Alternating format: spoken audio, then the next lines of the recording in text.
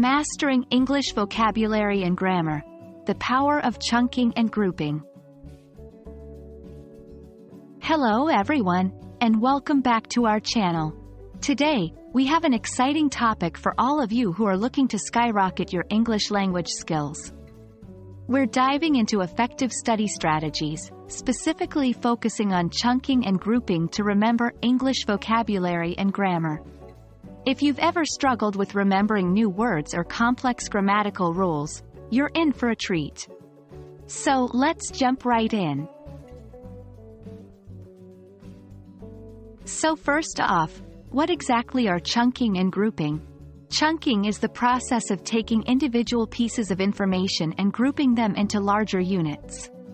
Think of it like organizing a messy room. When everything is scattered around, it's hard to find what you need. But when you group similar items together, it becomes much easier to navigate. The same concept applies to learning. Grouping, on the other hand, is quite similar but generally involves categorizing things based on their similarities or relationships. For example, grouping all fruits together or all animals that live in water. In the context of learning English, chunking would involve breaking down large sentences or paragraphs into smaller, manageable pieces, while grouping would involve collecting related vocabulary or grammatical concepts together. So how can we apply chunking to English vocabulary? 1. Thematic chunking. Group words based on themes or topics. For instance, if you're learning about food, try to remember all the vegetable names together, all the fruit names together, and so on. 2. Functional chunking. Group words by their function in a sentence. For example, action verbs like run, jump, and swim can be grouped together. 3. Contextual chunking. Sometimes words often appear together in sentences. For instance, make an appointment, take a shower, or give a presentation. By chunking these together, you're not just learning individual words but useful phrases. Understanding the structure of the English language is crucial for becoming fluent. Here's how you can apply grouping to grammar. 1. Tense grouping.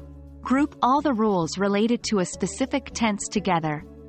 This can be especially helpful for tenses that are tricky like the present perfect. 2. Part of speech grouping.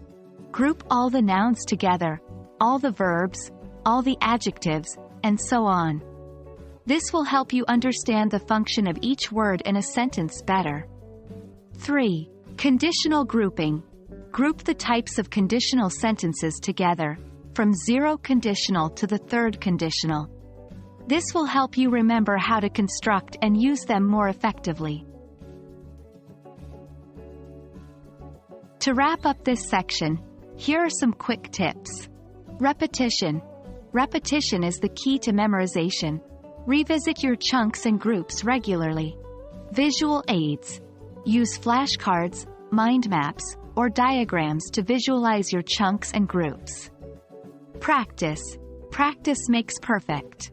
Use your newly learned vocabulary and grammar rules in conversations to help solidify them in your memory. Alright, folks. That's a wrap for today's video on using chunking and grouping as effective study strategies for mastering English vocabulary and grammar.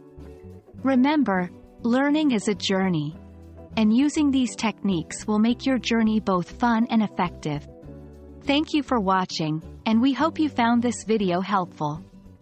Make sure to practice these techniques, and soon you'll see a significant improvement in your English language skills. Until next time, happy learning!